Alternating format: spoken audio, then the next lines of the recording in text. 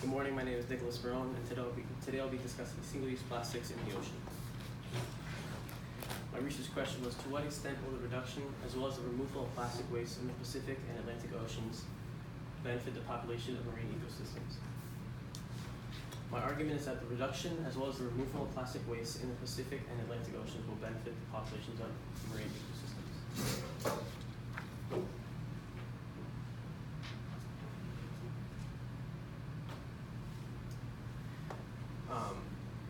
Plastic in the ocean. So one of the biggest garbage patches in the ocean is called the Great Pacific Garbage Patch.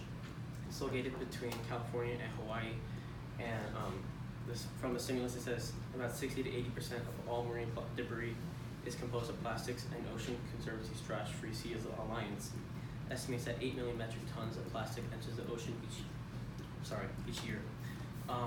This means that people are continually using plastic, and it's just increasing from now. This plastic is harming many marine animals such as sea turtles who mistake plastic bags for jellyfish, whales who can't necessarily see it, so they mistake it for plankton, seagulls, and etc.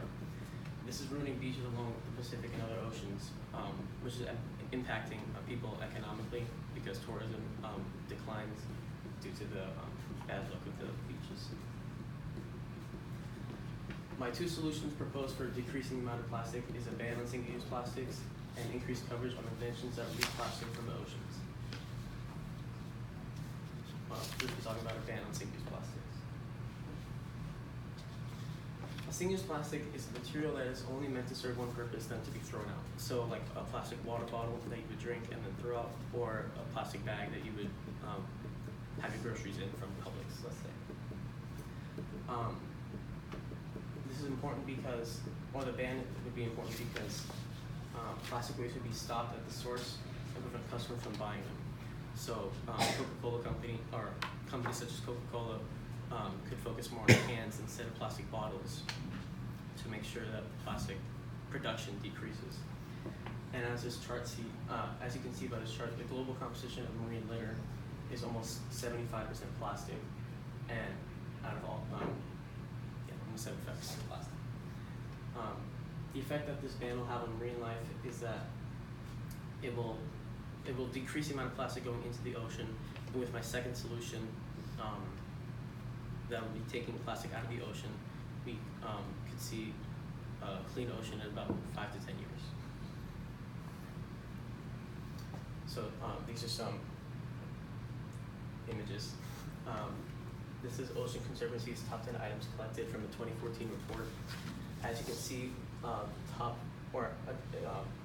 aside from cigarette butts, which is at number 1, the number 2, 3, 4, 5, and 6 spots are all plastic.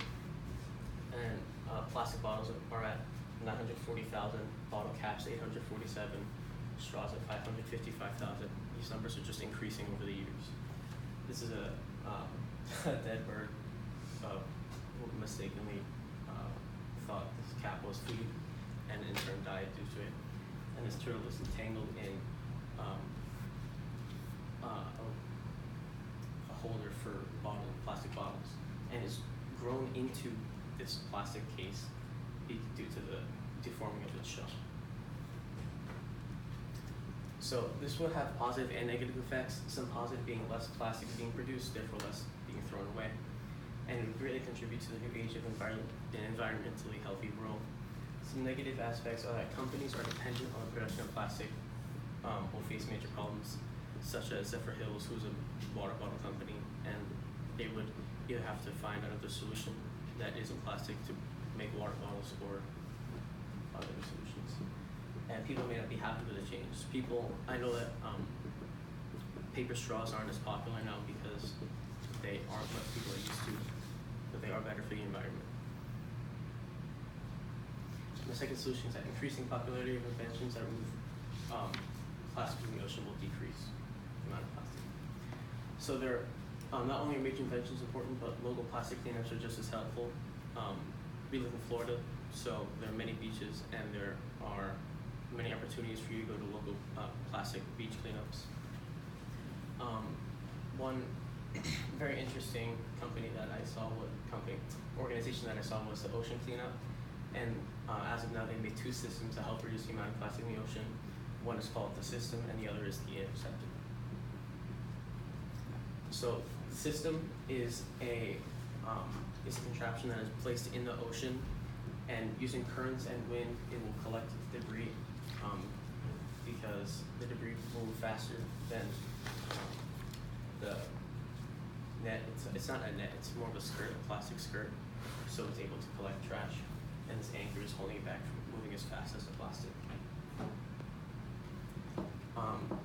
This is the Great Pacific Garbage Patch predicted what it would look like in 2030 without any of the ocean cleanup systems.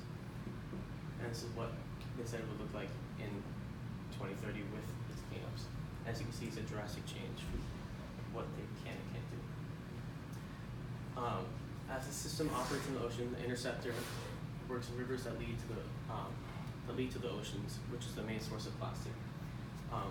As you can see, the plastic enters the conveyor belt and then enters into bins to which garbage workers can take them out and dispose of them properly. And then I've talked about ways that you can donate. People may not want to donate because they want to see immediate change. Things you can do is go to local beaches, as I said, and participate in community cleanups, and recycle properly, and reduce the amount of plastic you use as well. There's some limitations to this because some may want to see immediate change. In that case, they want to go to local beaches. So to take you back to my research question, to what extent will the reduction as well as the removal of plastic waste in the Pacific and Atlantic Oceans benefit the population of marine ecosystems? My counter argument is that the reduction of single-use plastics would have a negative impact. As stated in a peer-reviewed journal, most paper, bamboo, and metal alternatives do not bend, and reusable straws are less hygienic than disposable ones. Bendable straws have long been held up as an exemplar of universal design. People are used to the bendy straws as their kids, so they want to keep that same design. But the use of plastics is mainly for convenience for humans. So if biodegradable materials are used in place of plastics such as paper straws or reusable bags at the grocery store, there'd be less plastic use and as a result less plastic being thrown out. Our conclusion is that as a whole, plastic consumption around the world has greatly increased throughout the past few centuries. Due to this, we must reduce the amount of plastic being produced by placing a ban on single-use plastics, as well as support organizations that remove plastic from the ocean. Thank you.